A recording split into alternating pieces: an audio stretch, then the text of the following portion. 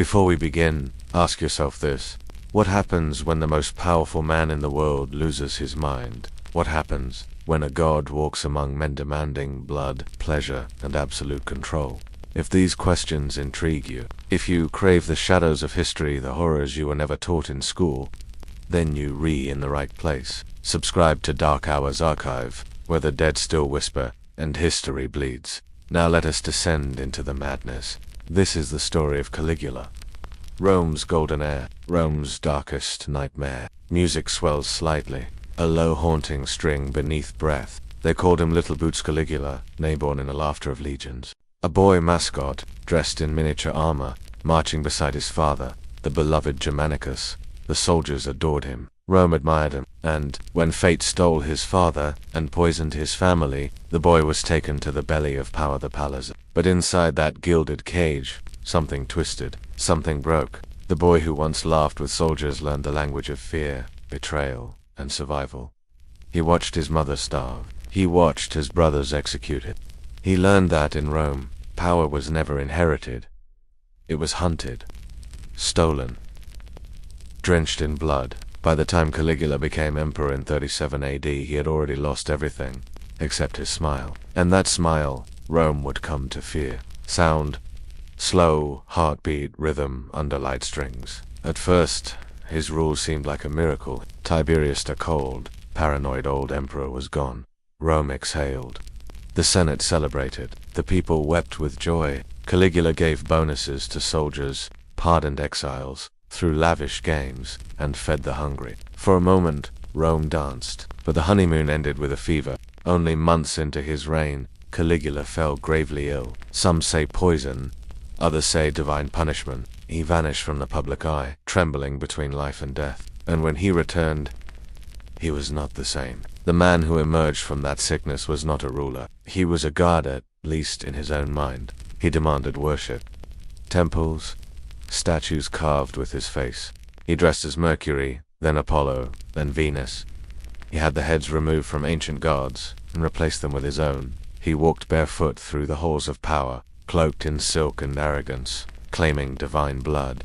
And Rome obeyed, because to disobey was to die. Faint sound of chains dragging, a knife being slowly unsheathed. The executions began quietly. A whisper here, an accusation there. A senator who hesitated, a noble who didn't clap loud enough. Gone. Heads rolled in silence, then in screams. Caligula didn't just punish disloyalty, he performed it. He reveled in the spectacle. He mocked his victims as they died. Sometimes he would invite nobles to dinner, feed them exotic delicacies, and then casually mention how they might be executed the next day. For sport, for amusement, because gods don't need reasons. Low hum of distant crowd, rising into chaos and cutting away suddenly. Then came the orgies. Not rumors, not whispers, but palace-wide decadence turned into ritual. He transformed his palace into a temple of desire. Senators' wives, their daughters even, their sons were summoned at his will. Resistance was met with ruin. Caligula didn't seek pleasure. He sought domination. He wanted to own every body, every breath, every ounce of dignity the Roman elite possessed. And he did. With gold, with fear, with divine decree. He even claimed to have turned his palace into a brothel where noble women were forced to serve while their husbands watched, paralyzed by terror. But his cruelty wasn't confined to the rich. He turned on the people too. He'd scatter coins from balconies just to watch mobs trample each other to death. He once executed a man simply because he was handsome, and Caligula grew jealous of the attention. Another time, he fed prisoners to wild beasts because the arena's lion stock was low and he didn't want the crowd to get bored. He wasn't merely cruel, he was theatrical. Everything had to be seen, heard, remembered. Because madness loves applause. Beats, low strings, taper off into soft silence. Just breath. But Caligula didn't act alone. He had enablers, cowards in purple robes, generals and priests who bowed low, kissed his feet, and whispered prayers to their living god while choking on the scent of rotting flesh. They watched as he declared his horse, incitatus, a priest stand, then a senator. They nodded as he built golden stables and marble fountains for it. They clapped when he threatened to make the horse consort. And why? Because they were afraid. Because power doesn't just corrupt, it consumes. And Rome bled. The treasury drained, the laws dissolved, the gods defiled. Temples once sacred became theaters of blasphemy. Citizens no longer prayed for salvation, they prayed simply to survive. Because in Caligula's Rome, fear was law, lust was currency, and cruelty was divine. Soft wind builds behind the final lines. Torch flicker returns. But this is only the beginning. The descent continues, and what comes next is worse. Caligula had become more than a man. He was a storm cloaked in silken blood, crowned not by laurel, but by screams. And yet, no one dared stop him, because when a god sits on a throne, mortals forget how to resist. But behind the marble walls of the palace, Rome's soul was rot, and the rot had a scent perfumed and perfumed. Whispers spread through the alleys of Rome. Whispers that Caligula was not just cruel, but insane. That he spoke to the moon. That he believed Neptune, the god of the sea, had insulted him. One day, he marched his legions to the shore of the English Channel, declaring war on Poseidon himself. Instead of launching ships, he ordered his soldiers to stab the ocean. They whipped the waves, and then he commanded them to collect seashells as trophies of victory. These shells, he declared, would be paraded through the city as spoils of war. Short pause. Wind brushes through silence like breath over skin. Rome did not laugh. Rome did not cry. Rome stood still and obeyed, because by now, to question Caligula was to vanish. To speak his name without reverence was to disappear. The prisons overflowed with nobility. Torture became a ceremony. Trials were replaced by execution lists. And those who once held power now held fear like a dagger at their throats. Faint clang of chains, tightening. Music darkened slightly. Caligula's palace was no longer a residence. It was a theater of horror. He would appear unannounced in the Senate chambers, draped in glittering robes, demanding that laws be rewritten in his honor. He forced senators to grovel before him, not as emperor but as a god. Sometimes, he ordered their families to be arrested mid-speech, just to see them break. He once told a senator, "Off with his head, and bring me his wife." And they did. The screams were not heard, because the Senate had learned to smile through tears. Soft heartbeat rhythm begins slow, anxious, but madness, once unleashed, never stops growing. Soon, it wasn't enough for Caligula to dominate Rome. He wanted to rewrite reality itself. He ordered bridges to nowhere spanning miles across the Bay of Biabilt, only so he could ride his horse across them in divine demonstration. Thousands of slaves died laying stone beneath the sea. But the bridge was completed, and Caligula rode across it in golden armor, laughing like Apollo reborn. The gods above watched silently, perhaps even in horror. Meanwhile, famine swept parts of the empire. Rome bled coin to fund Caligula's dreams. Taxes became torture. Debts were paid in flesh. Noble families were accused of treason simply to seize their estates. He even sold seats at his own dinner table at obscene prices, not for food, but for the privilege of watching a god eat. And in those candlelit halls, filled with pearls and terror, people smiled, while choking on fear.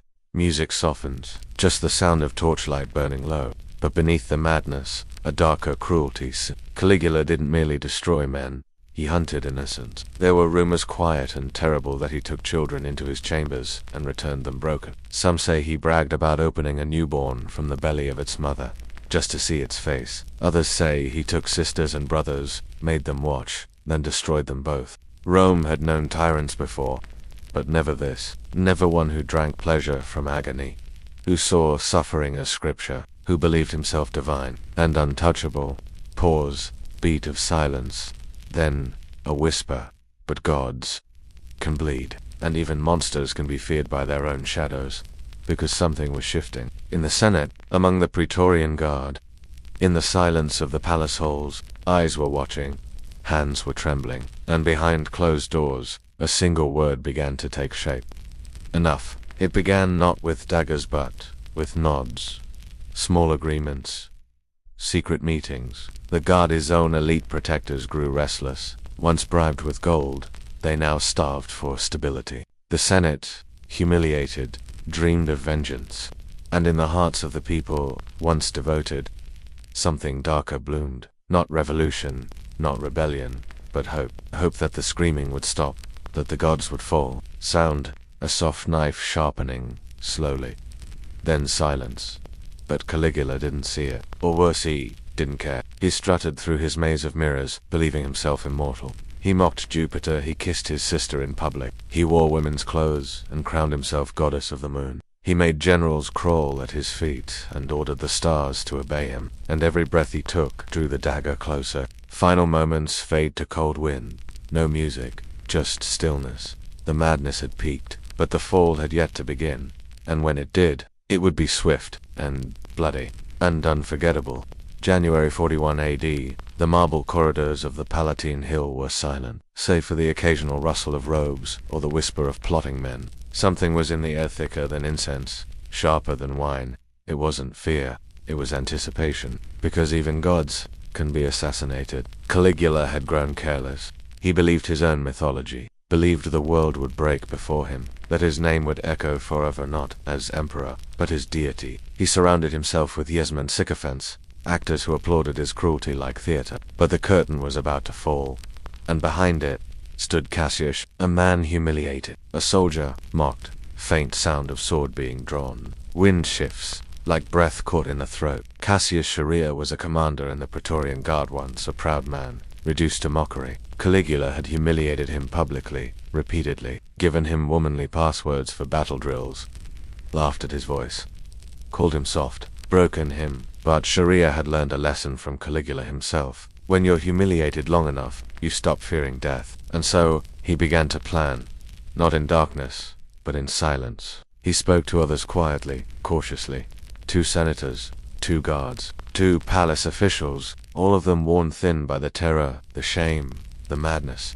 He asked them one question: "Is this Rome?" And to each man, the answer burned in their chest: "No, not anymore." Soundscape slow, steady, build of tension. Distant heartbeat begins one slow thump every few seconds. The plan was simple: a festival, a distraction, a confined hallway, steel beneath the robes. On the morning of the 24th of January, Caligula rose as usual draped in gold, surrounded by cowards, smiling with the arrogance of a man who believed himself eternal. He watched the actors perform, laughed at their lines, insulted their efforts, and then he left the theater through the private passageway into history. Chaerea and his men were waiting. They surrounded him in silence. At first, Caligula sneered, laughed, mocked, until the first blade struck, and then the second. He didn't scream. He gasped, like a god choking on mortality. Sound of a blade plunging into flesh, muffled and final. His blood sprayed the marble. He collapsed not with dignity, but with disbelief, and as the life drained from his body, so too did the fear from Rome. He died beneath the palace. He had turned into a tomb, and in that moment, Caligula emperor, god monster. But the horror wasn't, because his legacy remained. In the broken Senate, in the shattered noble families, in the guards who had murdered and raped in his name, and in the people who had watched it all in silence. Music softens, a cold, reflective tone settles in. They tried to erase him. The Senate ordered all his statues destroyed, his inscriptions removed, his name scratched from stone and scroll. But memory clings, like blood on marble. The people remembered. The laughter turned to nervous mutters. The applause became guilt, and whispers of the orgies, the executions, the madness, never truly faded. Brief silence. Then, and what of his body? Some say it was left to rot where he fell. Others claim his German guards carried him away, burying him in secret beneath the moonlight. A tomb, unmarked, a death denied glory. His wife and daughter both executed the same day. Their blood silenced the bloodline, as if the gods themselves were cleansing the empire. But can you erase madness? Can you truly kill a god, once he's lived inside men's hearts? Music grows uneasy, strings trembling slightly. Rome tried to forget. But how do you forget an emperor who called himself a god and demanded your soul? How do you cleanse streets that had seen so much blood? Caligula was gone, but the scar he left behind was deep and permanent. And the question remains, was he truly mad? Or was Rome simply looking in the mirror and hating what it saw? Because Caligula wasn't born in darkness.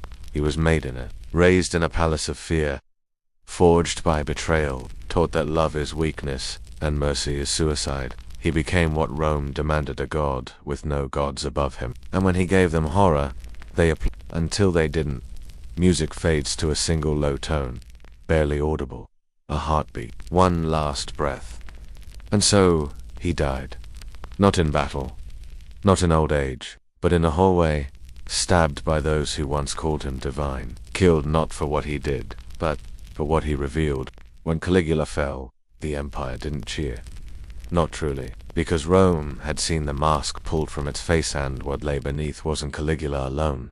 It was Rome itself. His death did not erase the past. It only lit it brighter, like a pyre in the dark. And as his blood dried on the marble floors, the empire began to ask, what now?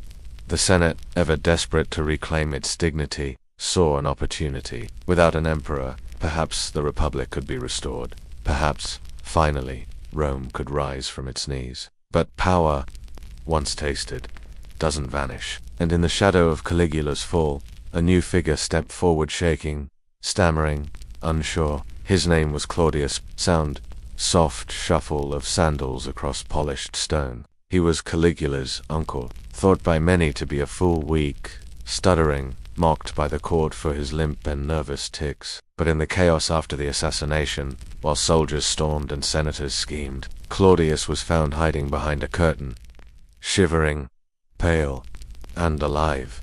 The Praetorian Guard saw him, and instead of killing him, they bowed. Claudius was crowned emperor not by the Senate, not by the people, but by the very same guard that had murdered Caligula. The same blades that had ended the god's madness now protected his heir. And the irony, it was perfect. Music becomes colder, more cerebral. The sound of ink on parchment, distant voices in Latin. Claudius would prove far more competent than anyone expected. He brought stability, order. He built aqueducts, conquered Britain, and restored the empire's confidence. But the shadow of Caligula never left him, not really. Because the terror wasn't just political, it was personal. The nobility remembered the feasts of humiliation. The people remembered the starving winters, while orgies roared behind palace walls. And the empire, still fragile, knew that, under the right circumstances, the madness could return. That the line between ruler and god had been crossed once, and could be crossed again. Whispered voice, layered. What if it never left? But history isn't made by sanity. It's made by spectacle. And Caligula, though de-diamond, unforgettable. His name was erased from official records, but stories cannot be erased. The music shifts subtly theatrical, as if on a stage being lit. In the years that followed, Roman playwrights began whispering echoes of him into their characters. Writers painted him as both villain and victim. Philosophers debated whether he had been possessed, poisoned, or punished by the gods. Some believed he was cursed, marked by the blood of his murdered family, twisted by childhood trauma, raised in the shadows of Tiberius's perversion. Others saw him as a mirror, a reflection of Rome's own descent into excess, cruelty, and blind ambition. Beat. The music fades. A slow breath is heard. But one thing is certain. Caligula's legacy was never about governance. It was about power and restraint, about what happens when fear replaces reason, when applause silences morality, and when a man begins to believe that suffering is sacred. His statues may be dust now. His palace is buried beneath centuries of stone and silence. But his story has survived, because every empire, every generation, has its own Caligula. Sound, distant crack of thunder, a faint scream, barely audible, like something ancient, echoing from the deep. Even today, we tell his tale, not to remember him, but to warn ourselves, because madness, when dressed in gold and crowned with worship, is not just tolerated, it's worshipped, until it isn't, and by then, it's too late. Final moment of silence.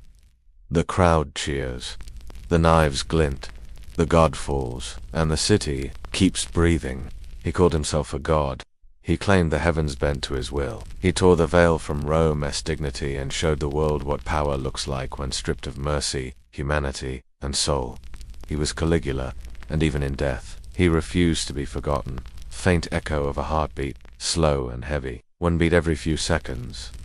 We remember him not because he ruled wisely, not because he built, not because he led, but because he revealed something we try so desperately to ignore. That civilization is a costume, and underneath the beast waits. Caligula was not a glitch in Rome's story. He was its reflection, its mask, cracked open, Its desire for power, pleasure, and pain all spoken aloud, without shame. Music rises slowly, somber strings layered with low, ambient drones. He took what Rome valued most, honor, law, virtue, turned it into performance. He mocked the gods. He defiled the innocent. He humiliated the powerful. And still, they obeyed, because that is the true terror. Not that one man could be so mad, but that an entire empire let him beat. The music fades to a low rumble, deep and resonant. In the end, Caligula died the same way he ruled, without restraint. His murder was not justice. It was fear catching up, a god falling not from the heavens, but from his own illusion. And Rome wiped the blood off the floor and kept marching. Because empires don't cry, they adapt, they evolve, they survive. And sometimes they forget. Whispers fade in, overlapping voices saying Caligula, in multiple tones. But not this time, because we do remember. His story echoes through history, whispered in the corridors of tyranny, wrapped in the silk of excess, a reminder, a warning, a shadow that stretches far beyond the Palatine Hill. And if you've made it this far, then you already feel it. The pull of the dark, the truth behind the myth, the slow realization that this grotesque chapter was real. It happened to real people, in real halls, under a real sky, and that's why we tell it. Because forgetting is how it happens. Again, final breath, music builds slowly for one last rise. Here at Dark Hours Archive we bring these stories into the light. Not to shock, not to glorify, but to remember, and to understand just how thin the line is between ruler and tyrant, between man and monster. If you found this story compelling, if you want to explore more hidden truths, buried crimes, and haunted history, then subscribe to Dark Hours Archive. We release new deep dive dark history videos every week. Stories you were never meant to hear, truths they hoped you'd forget, and voices that still echo. In the silence, sound of soft metallic clink, like a crown falling to stone. Because here, history doesn't sleep. It waits